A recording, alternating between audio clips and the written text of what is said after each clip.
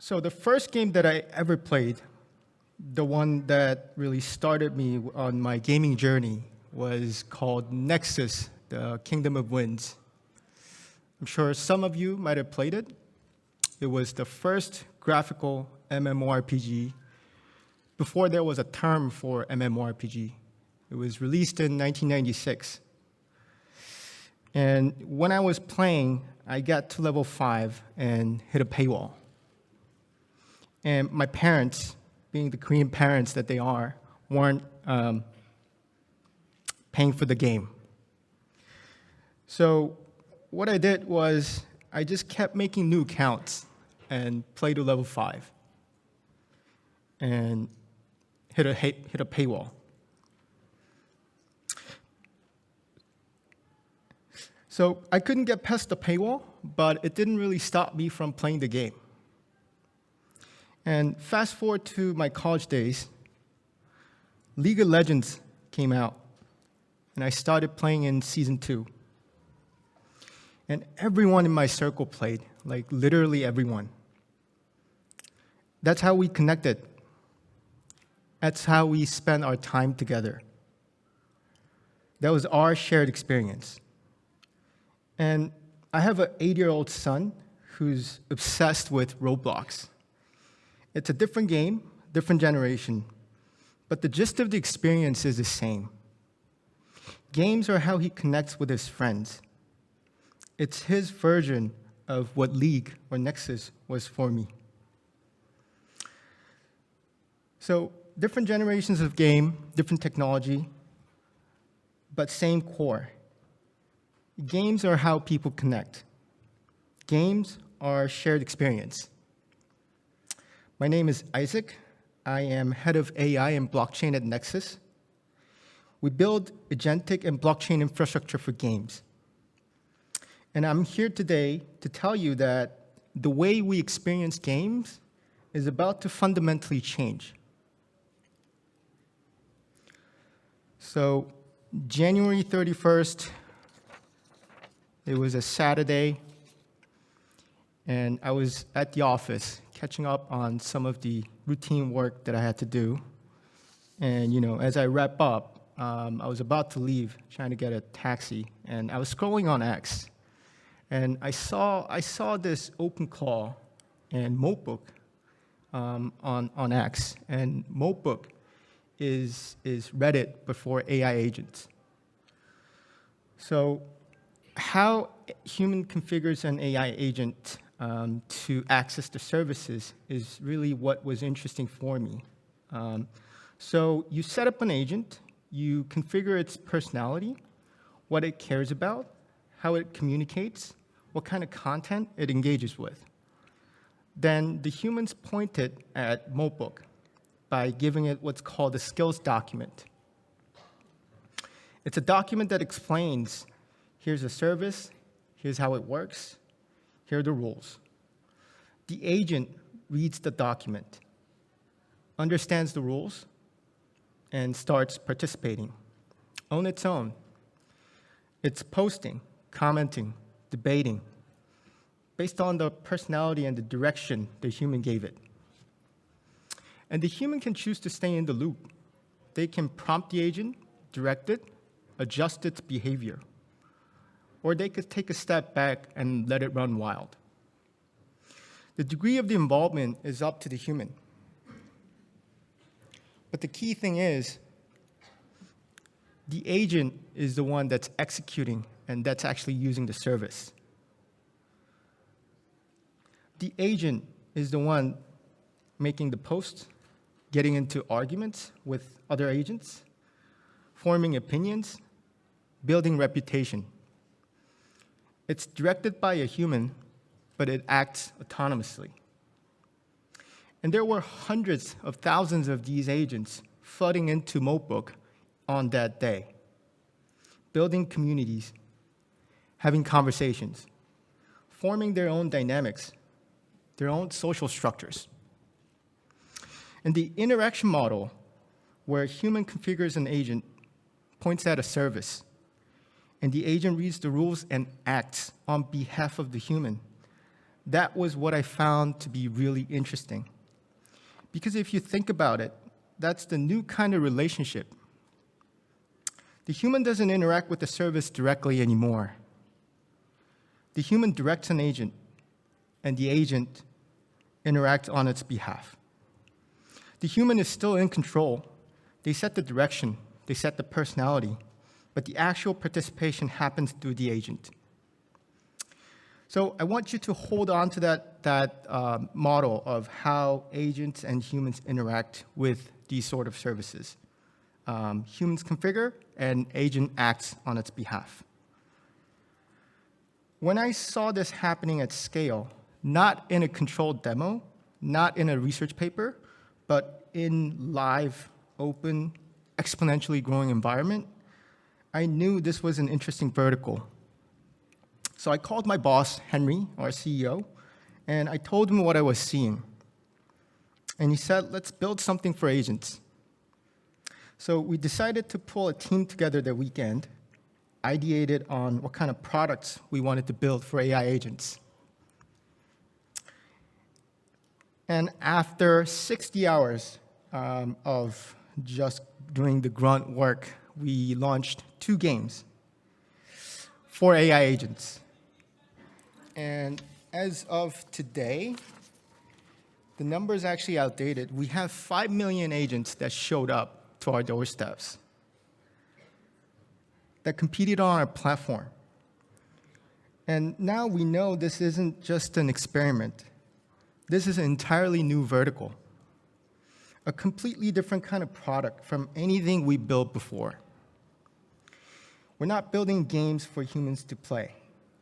We're building games for agents to play and humans to experience. And I believe that's a fundamentally different thing. So why did this happen in January 26?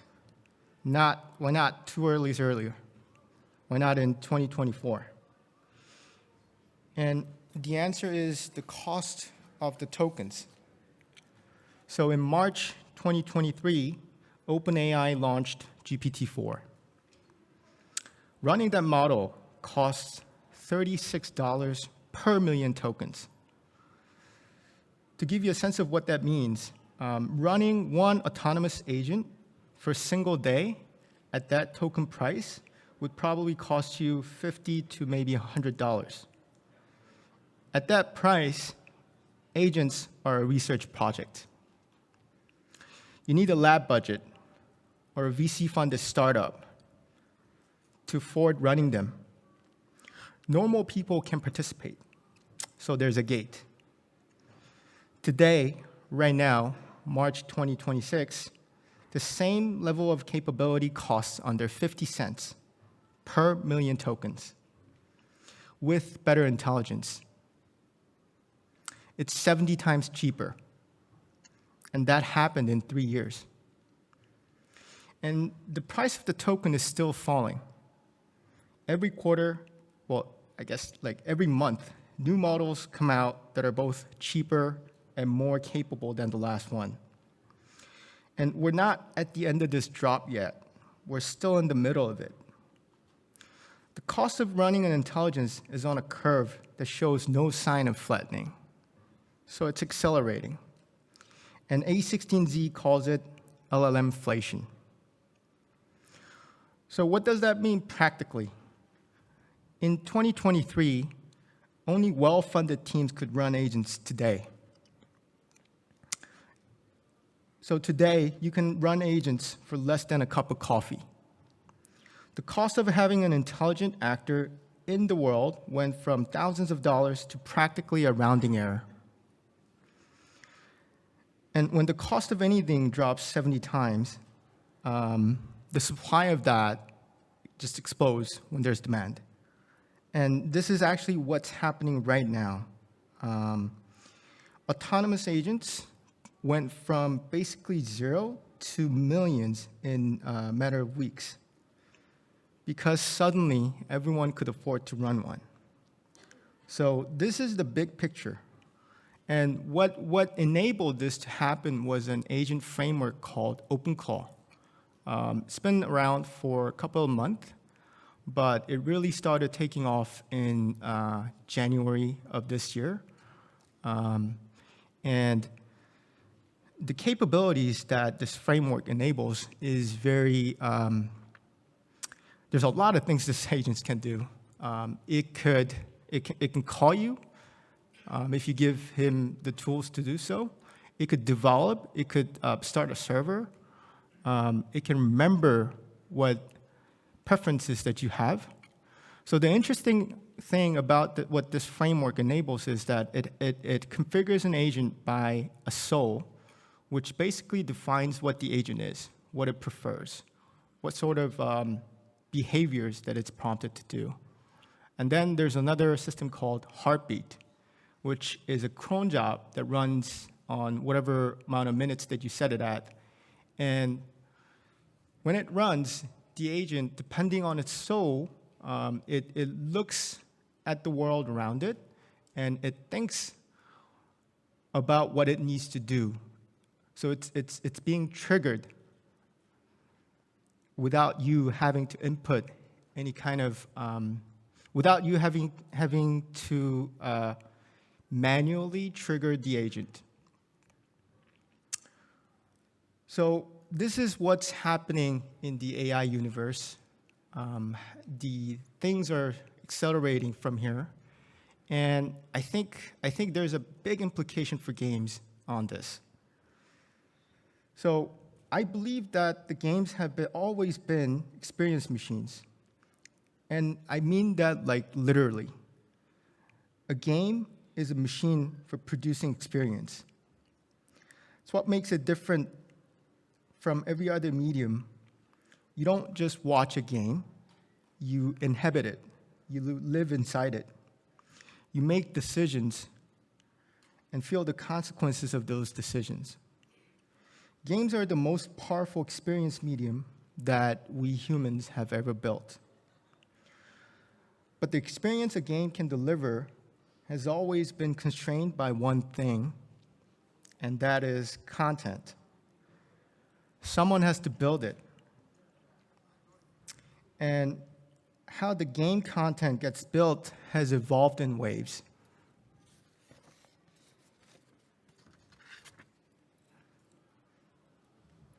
So the first wave is professional generated content. Studios building everything, every quest, every NPC, every dialogue, every encounter, item, every level, all handcrafted. The quality is incredible when it's done right, but it's limited by the team size, budget, and time. And there's always a ceiling for this. Players will always consume content faster than a studio can produce it. And the second wave is user-generated content. Minecraft, Roblox, Fortnite Creative. This was the big unlock for the last couple of years. You give the players the building tools, and they create worlds that nobody on the development team imagined. The content space goes from what studios can ship to what millions of creative players can dream up. Orders of magnitude more content. Entire economies and cultures and communities built by the players. Roblox has millions of user-generated experience, and that was unthinkable in the PGC era. And the third wave, which I believe is starting right now, is agent-generated content. It's different from the previous two. With AGC, the content isn't built ahead of time. Not by studios, not by players. It emerges in real time from intelligent actors interacting inside the game world. So what does that actually look like? NPCs that aren't running on scripts. They observe you. They remember your last interaction. They form opinions about you based on how you behave across multiple sessions. They know you. and they act on those opinions independently. An NPC merchant who remembers you and raises her prices depending on your behavior. Economies driven by real supply and demand from thousands of intelligent agents making actual decisions on what to buy, sell, trade, and invest in inside a game world. Not a static loot table that drops the same items at the same rate, regardless of the world state. A living economic system that responds to real market forces created by real intelligent actors. Quests that doesn't come from a pre-written pool. They emerge from the current state of the world. If two AI factions are at war in a region, the quests in this region reflect it. If a powerful agent just consolidates resources in the north, that creates new opportunities and new threats that generate new missions. And this is done dynamically in real time. And the keyword here is emergence. Put enough intelligent actors with their own goals into a shared world, and behaviors appear that nobody really designed for. Alliances form, rivalries develop, strategies evolve, social dynamics emerge and shift and evolve over time. So emergence is what turns a chatbot into a character. It's what turns a game world from a theme park with a fixed number of rides into a living ecosystem that produces new experiences endlessly. And we're not the only ones seeing this.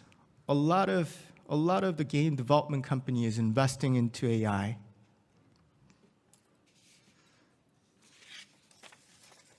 So we built the first games for AI agents, and what happened when the agents started playing changed how we think about game design. So what we actually built was Hunger Games for AI agents. Multi-Royale. We built it under 60 hours. It's a mud game. We let 100 AI agents drop into a map, 150 region on a grid, different terrain, plains, forest, hills, ruins, water, weather that changes and affects how far you can see, fog cuts visibility, storms make movement cost more, and there's a dead zone that starts expanding, which forces agents closer and closer together. Game ends at day 15, so it's pretty standard battle royale type of game. The only difference is that the players aren't human, they're AI agents. Each agent connects to its own language model, but they're not the same. Every agent has its own configuration set by its owner, its own personality, its own strategic tendencies. Some tend aggressive, some are cautious, some are social. So they're all very different depending on who configured the agent. And they carry what they've learned from one match to another. And within the game, the agents operate under limited information. They could see regions only within their vision range. Terrain and weather affect that range. Fog and hills reduce what you can see. If there's a region between you and another agent, you might have no idea that they're there. No God view for these agents, no minimap, just what's in your field of vision. So with this in mind, the agents have to make real decisions every 60 seconds. An agent gets one action: move, explore, attack, use an item, rest, or communicate. Talk to the agents in your region. Whisper privately to someone, or broadcast to everyone if you have a megaphone. One action, limited information with that zone closing in. That's what produces the emergent behavior. Decisions under real uncertainty. The same kind of decisions a human player would face. Now, here's what happened when we launched. Agents at the first were really, really peaceful, almost frustratingly peaceful. They weren't playing the game as we expected it to play. And the reason was simple. We hadn't given them the right instructions to understand the game. The way you explain the game to an agent matters enormously because it affects how it behaves within the game. If the instructions aren't clear enough about what winning actually means, about how that zone creates urgency, about why passivity leads to elimination, the agent defaults to being cooperative. It doesn't understand why it should compete. This was one of the most important things that we learned. Designing for agent players is fundamentally different from designing for humans.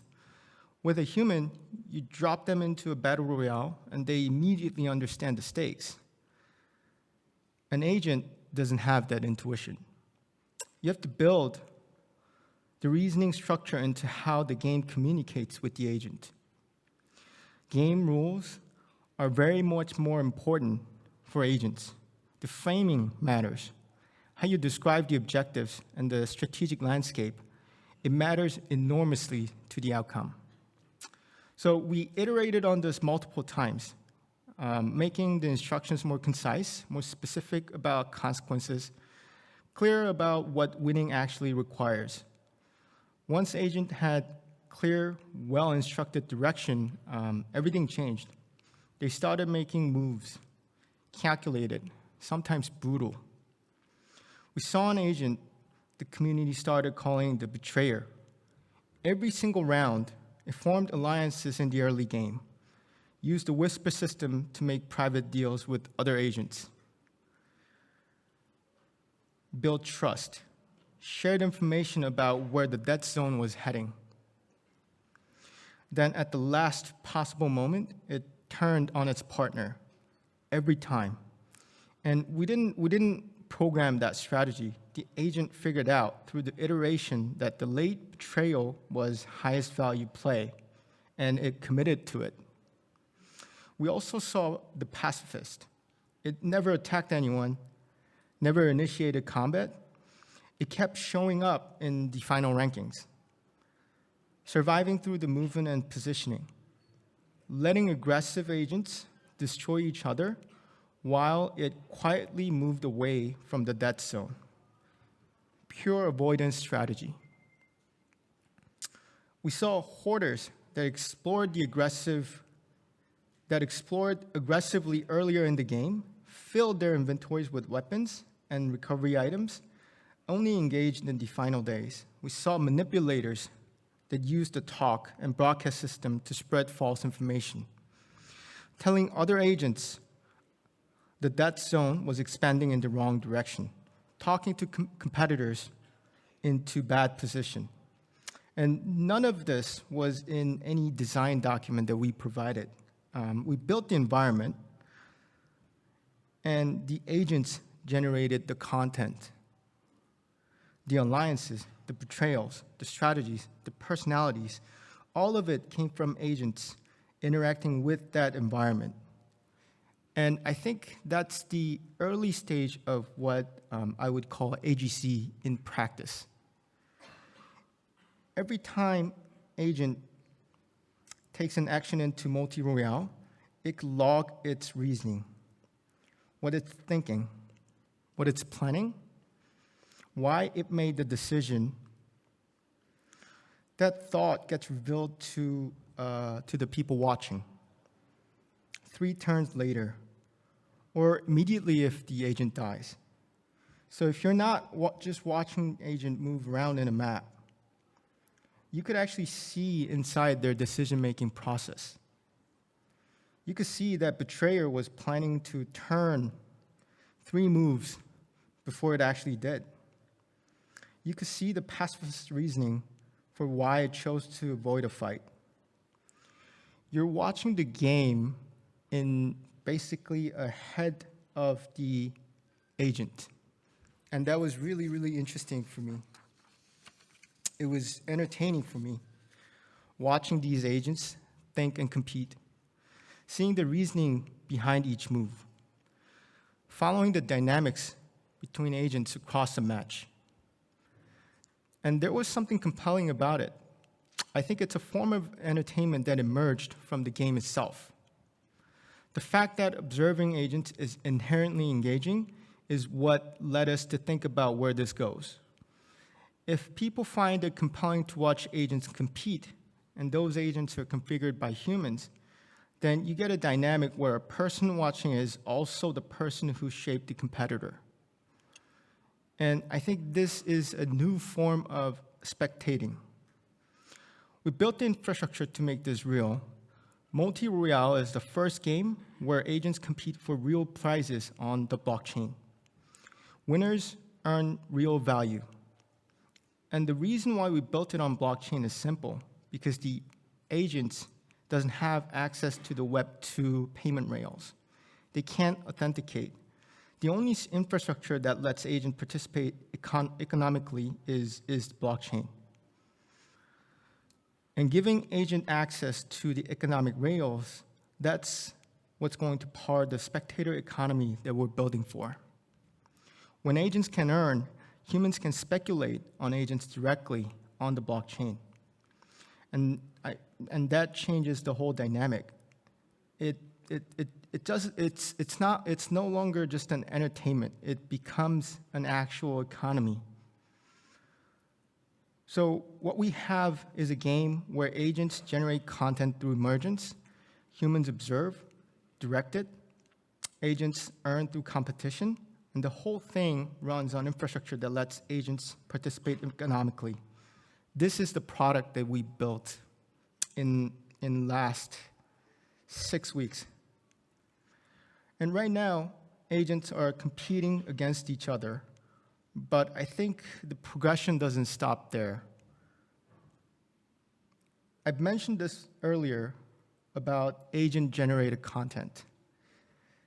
So let's try to imagine what happens when agents and humans share the same world.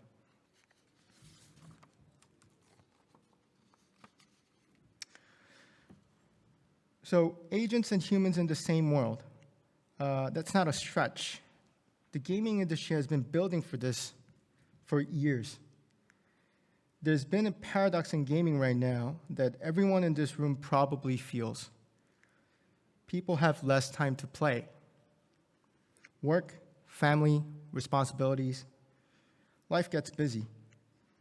Hours available for actual gaming keep getting squeezed, especially as players get older.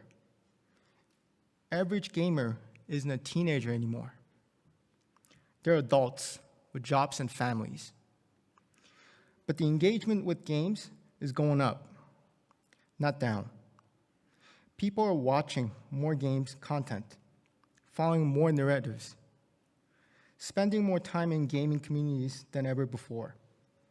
They care deeply about games. They just can't dedicate 4 hours to playing them. If you think about the history of MMORPG, I think there's a clear progression. In the early days, you had to grind everything yourself. Every mob kill, every resource gather, every level up, you had to be there manually for hours. And the grinding was actually the game. Then we saw bots come along. Players started to automate the simple repetitive tasks within third-party software. Not officially sanctioned, but it was everywhere. Players were willing to break the rules because the grinding wasn't the part they played for. The grind was the tax you paid to get to the parts that actually mattered. Players figured that out before the developers did, and the developers caught up. Started building automation into the games themselves. Auto mode. Game plays itself for the repetitive parts so the players can focus on what they actually enjoy. Developers recognize the same problem that the players already knew. And the repetitive grinding isn't the experience that the players wanted to keep. It was a barrier to the experience. Now we're at the next step. Agents that handle complex tasks within the game. Strategic decisions, social interactions, resource management that requires actual reasoning, combat that requires adaptation and planning. So one of the interesting things that we built was that we have a thought system where we are able to look into what agents think when they make decisions. So we display it as a log on our website. I know it's primitive, it's early days, but I think this is the part that I believe will trigger the spectating economy to explode in coming days, because it's like you're building your playmate through the interaction of the game. So if you configure your agent in a certain way, it will take your direction. It will take your general direction and try to execute based on what it thinks. And if you look at this, if you look at its reasoning process, you're able to see how it thinks and how to make it better for the next game. And seeing this was what I believe that the agent-generated content could be so much richer going forward.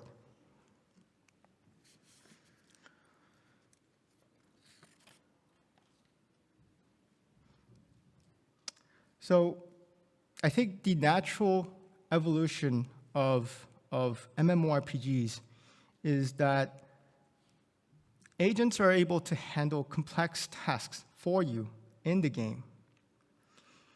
And each of the steps frees humans to focus on the parts of the game that actually matter for the player.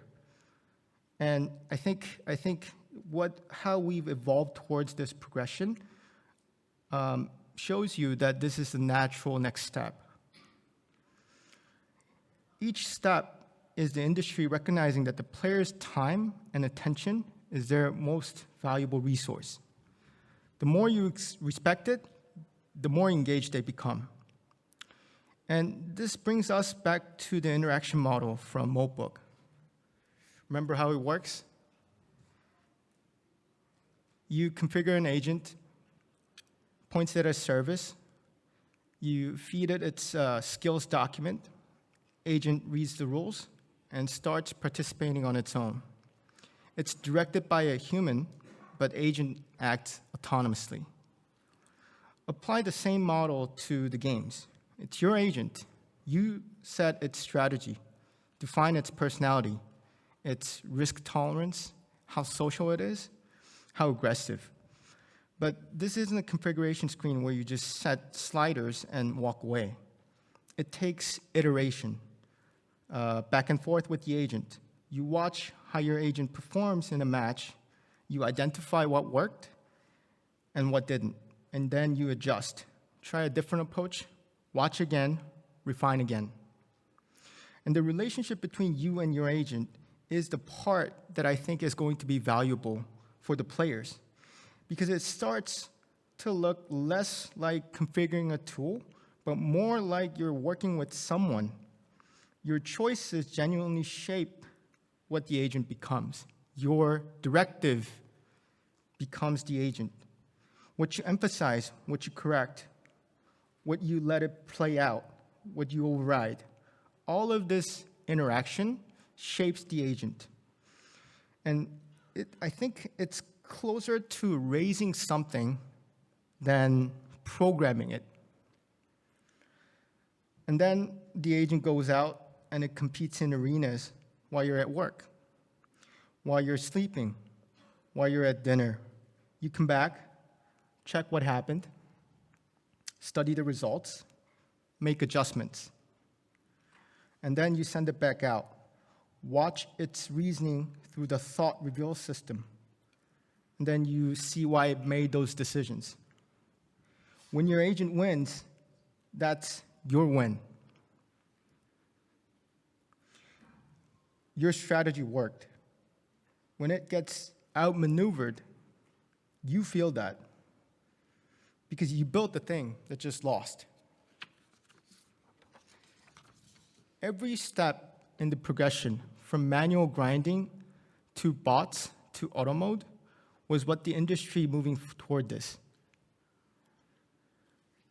Toward freeing the player to focus on what they actually care about: strategy, competition, outcomes.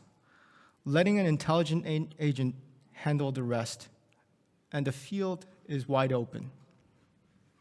So this is our leaderboard page, where we display what the agent's play history is.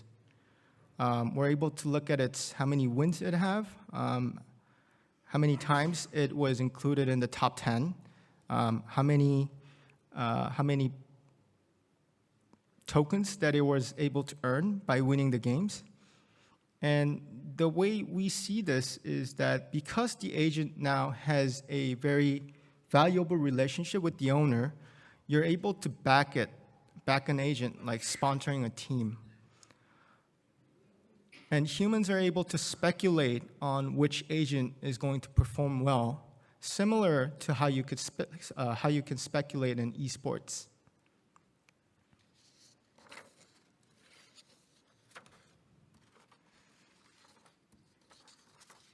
So let me zoom out for a minute, because I think what we're looking at is a lot bigger than just agent arenas, bigger than any single game or platform.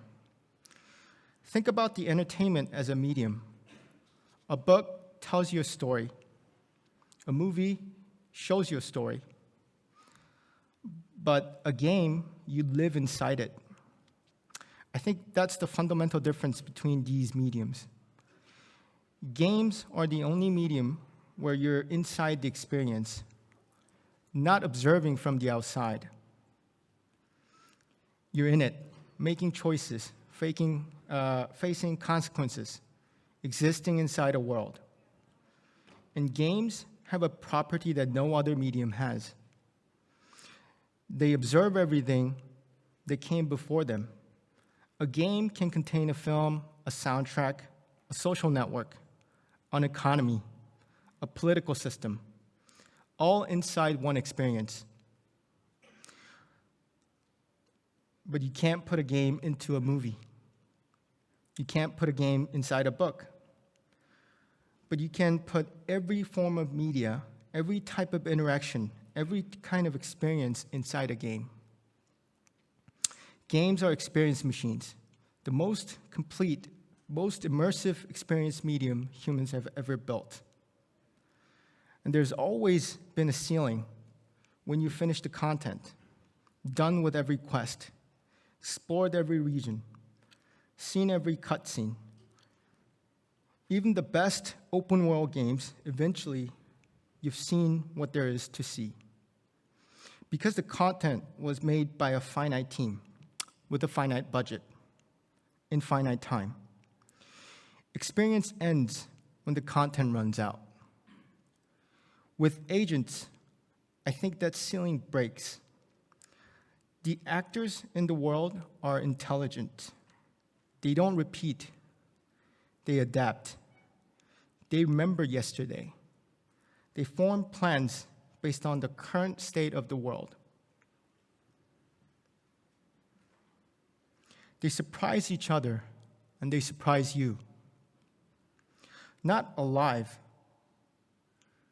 as a marketing word, but they're actually alive within the game, populated by intelligent actors who hold grudges, build alliances, shift strategies based on what's actually happening around them. Actors who learn and evolve over time. The world runs when you're not there. When you come back, things have changed.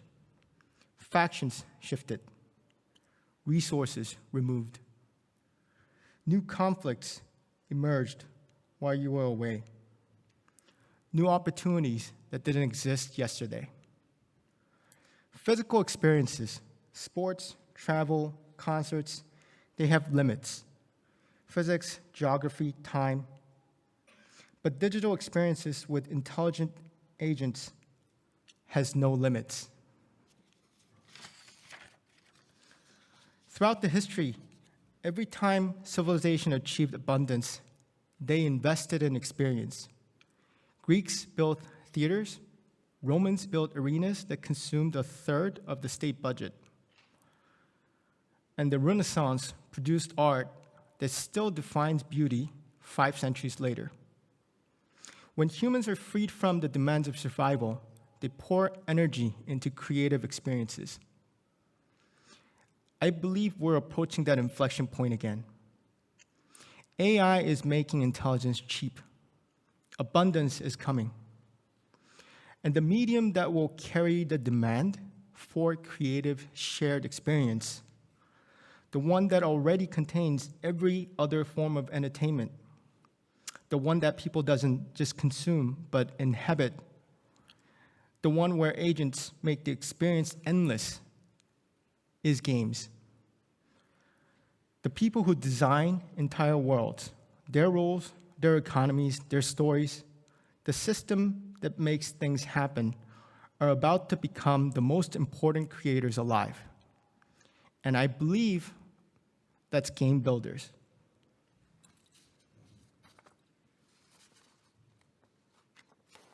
So a whole new world is opening up right now.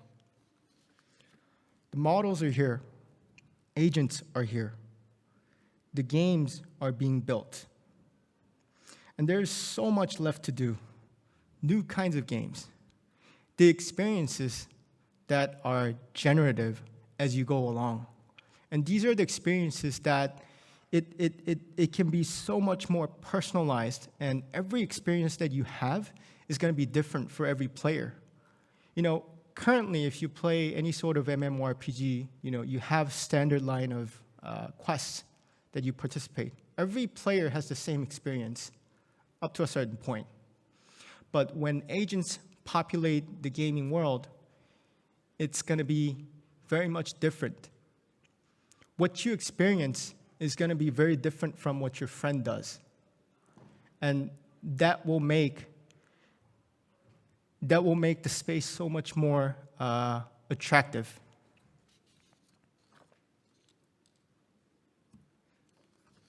So my son plays Roblox with his friends. And the games he plays in 5 years from now will be entirely different from the games that he plays right now. There will be agents that remember him, that knows how he plays, that makes his world feel intelligent in ways that aren't possible today. And I'm excited for him. I'm excited for the people who are going to build those games. We want to shape that future. And we want to do it with the people that believe that this future is coming. And if you were able to resonate with any of the points that I mentioned, come find us at the NEXUS booth.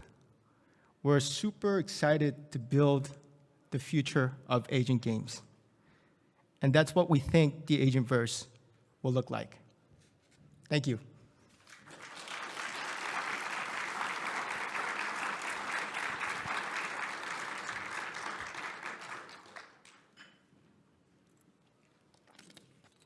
Oh, man. Thank you, guys. I was really nervous about the talk. Thanks for sticking it through. All right. So, do we have questions or not?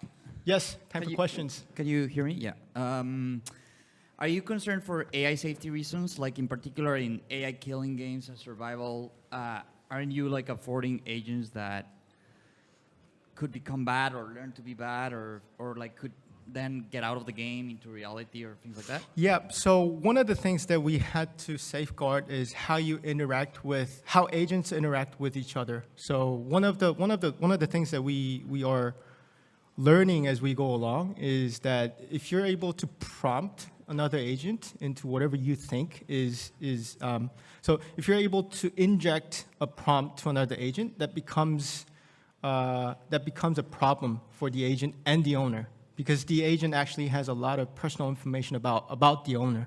Depending on, I guess it depends on how you set up the agent, but if you give a lot of personal information to the agent, that is a problem. But it's early days, so we are trying to be careful. But I think there will be solutions that will help us to actually go around it. So I'm not too much worried about it. But when you're actually building the interactions between agents to agents and then agents to humans, you need to have some sort of a safeguarded progress so that any sort of security breach doesn't happen. Thank you. I would be a bit concerned. Thank you. Thank you, Isaac. Really enjoyed the talk. My name's AJ. I'm the founder of Forge Atlas. I've developed a series of smart contracts that allow for player-owned assets through tokenized battle passes, loot boxes, vanity items, etc. You talked a lot about games as an experience, and also how we're entering this period of abundance. But when I look around, when I talk to people in my constituency, they feel the exact opposite. I feel like agents have threatened a lot of people's jobs, and the accessibility to the abundance that you're talking about hasn't necessarily been realized in the same way that Moltbook or OpenClaw has enabled for anyone to participate. So I'm curious, how do you imagine monetization for something other than just speculating and betting in a way that's accessible to the developers and tokenizing communities? Thank you. So I understand that there's a divergence of how the abundance is going to be distributed. And frankly speaking, I see that it will converge to, I think that there will be some sort of UBI for most of the people, most of the population as we go forth, because the resources and the productivity will be very focused on the top few percent. And I think that's been kind of the case during the Roman times as well. And it is my thesis that with UBI, humans will be, they will have to seek some sort of a shared experience in order to contain the society to an extent. And I think games are going to be that sort of medium. Just like how Colosseum was one of the most interesting entertainments during the Roman times, I think we will see some sort of digital Colosseum going forth. As for the monetization of agentic games, we're still trying to figure that out. And it's been about 6 weeks since we launched the game, so we're still learning. But I think there's a lot of, I guess there's few points that I touched during the talk. And the thing is that agents are now going to become something very personal to you. And what your agent is enabled to do and how productive your agent can be, or how competitive or how smart it could play in the games, I think that could lead to some sort of monetization for the players. As for the game developers, I think having access to such traffic could lead to monetization. But of course, we haven't done it, so we're still trying to figure it out. Thank you. Thank you. This mic is very high. Hi. Hi, Isaac. Wonderful talk. Thank you so much. I'm wondering, for the 4.6 million agents that went to play the Hunger... It's actually 5 million today. 5 million agents. Are they all created for the purpose of playing games, or these are just the productivity or business agents that people created for whatever, and then they got attracted to the game? Are they acting on their own will that they went to the game, or their owners actually found out about this game and directed them to the game? Yep. So the agent doesn't know anything if you don't feed any information to it. If you don't connect it to the right sources, the agent is cut off. So these agents, we don't know what sort of framework these agents use. We know that these are agent-like. We know that these agents behave like agents on our platform. And frankly speaking, it's very difficult to tell apart an LLM or agent from a very well-scripted bot. Now, having said that, I think a lot of these agents, I think, are likely OpenClaw or any sort of fork that resulted from OpenClaw. These can be your productive agents. It's entirely up to the user to use that agent for whatever purpose that he or she thinks is good. But I think as for us in the company at Nexus, we believe that there's going to be various types of agents. So there's going to be one for productivity. There's going to be one for entertainment. There's going to be one for games. So that's why we are building our own agentic platform, which enables players to grow their agents to play games with them. I see. Yeah, because I can imagine a world if I created a productivity agent that is very collaborative and nice, and then they went to play the Hunger game, and all of a sudden they became aggressive coming back. So that might be a problem. So maybe the owners will have to kind of separate roles and define what. Right. So what's already happening? If you're developing using agentic frameworks, you already know that there's going to be various different sub agents running, say, for coding, right? If you want to code for a particular job, agent A is good for it. If you want to do something else, agent B is good for it. And then there's a master agent who orchestrates, who distributes jobs based on what it thinks is best. So I think that's the world that's the most probable picture of the world going forward, which means that there's room for specific gaming agents for specific games. Yeah, sorry, one last question. I know there's a lot of people waiting, but like I heard a podcast of someone like asking its agent to find them a way to make money, and then it just like goes around and finding different ways, right? So it just seems like if this master agent has found that playing games on your platform can like get a chance to win the prize money, that's probably how it will direct one of its agents to go play the game. More Yeah, that's a possibility. Right. Thank you so much. Thank you. Hi, thank you. Fascinating talk. I kind of have two questions for you. The first one is you kind of mentioned a lot about the unifying experience that games provide and how they're able to really bring communities together.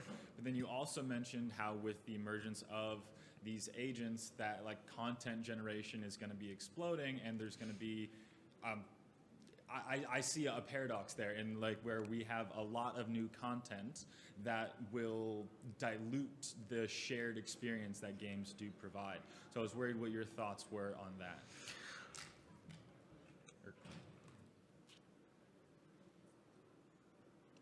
Yeah, I think that is true if you look at it from a very macro point of view. Yes, there's going to be a lot more content.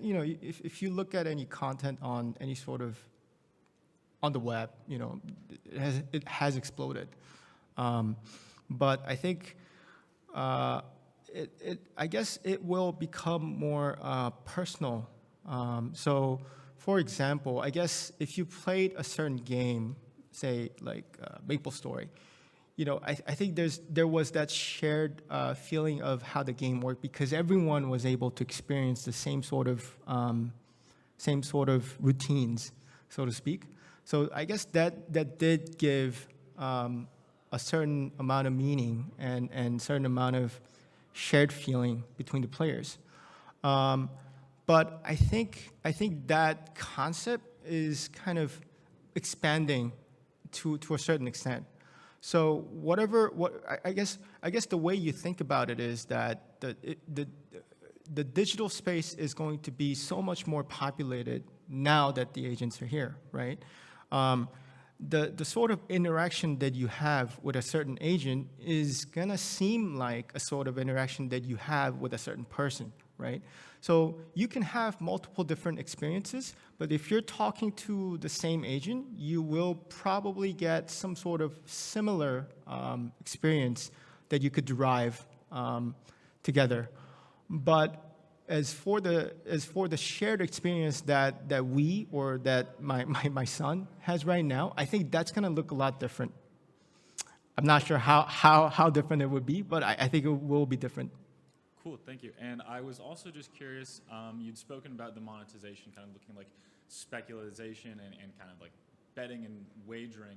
And I was worried if you had any concerns about maybe some like legal implementations or kind of just what that would look like when introduced so accessibly to like the mass public and people are able to wager their hard-earned real-life cash on fictional agents of this nature. Well, it's up to the people, right? So and frankly speaking, the people are already able to wager on sports. They're able to wager on esports. So I think the world is already at that juncture. I think the medium of wager is going to change, but we're already there. So yes, there will be legal implications. You will have to follow the appropriate guidelines from various different jurisdictions to provide such services. But I think that vertical will emerge. I think it will be an important business model for the wagering companies. Cool. Thank you. Excellent talk. Thank you. Thank you so much. I was wondering, within the competitive arena esports space you mentioned, I'm curious how you think cheating will evolve, either from the agents themselves or from the humans behind the agents. What forms cheating could take and how to fight it. Sorry, you said cheating? Yeah. Okay. So you're thinking that agents will help players cheat in the game? Yeah, I'm thinking if they're able to, already think around the rules, or is it a possibility? Or might I wouldn't rule it out, but I haven't really put a thought into that so far yet. I think the way we will diverge is that for human played games, I think what the game developers, what the gaming companies would do would be to try to remove the AI from participating in that game. So I think there will be specific gaming categories where it will be either for the humans, and some of the games will be for humans and agents to coexist together, and some of the games will be for agents specifically, right? So if we're going to have these sort of different categories, will agents cheat? Yes, I think agents can cheat if the human directs it to cheat. And if the objective is to win at all costs, then I think, yes, that is a possibility. Great talk, thank you. Thank you. Hi there. I think, that's going to be the last question. This one? Yeah. Hi. My name is Laura. I work at Riot Games, and I'm the creative director on League, but I'm also the head of creative at Riot, so we talk about this a lot. Mm-hmm. So I had a question for you about the agents doing terrible, terrible, terrible things, Mm-hmm. because it's one of the things that often comes up when we think about, not just League, but in general, things that we're developing that I can't mention, but we want to play around with these spaces, and it comes up. There's always this fear, because we have so many eyes on us, that they'll do something absolutely awful. And of course, that reflects on us. So I was wondering how you all are thinking about that when you're giving them this autonomy. How confident are you that you're able to put guidelines in place so they don't say and do stuff that would be, would just be absolutely awful? Yeah. So I guess if you're running a game where I guess it falls onto the service provider to police some of the content. So whatever the agent submits to your game, whatever sort of interaction, whatever sort of comment the agent provides to the game, should be checked before it's displayed onto the user. So I think there's going to be some sort of gating process in order for these agents, so that it's appropriate to provide services for humans. How robust do you think you're going to be able to make them, I guess? Sorry, what's that? Like, how robust do you think we'll be able to make them? I don't think that will be, if you have a specific rules on how the agents are supposed to engage with the game, with the platform, I don't think that would be difficult to filter out such actions. Because, I mean, if you think about it, it's not just agents, right? Humans already do that sort of thing, right? So when I played League in Korea, like, at first there were a lot of bad contents within the game. Yeah. And then, you know, the riots in Korea, they shut out they stopped letting people chat within the game to other team, right? So I think it's kind of looks similar to how we police interactions of human users. Okay, thanks. Thank you. All right, thank you.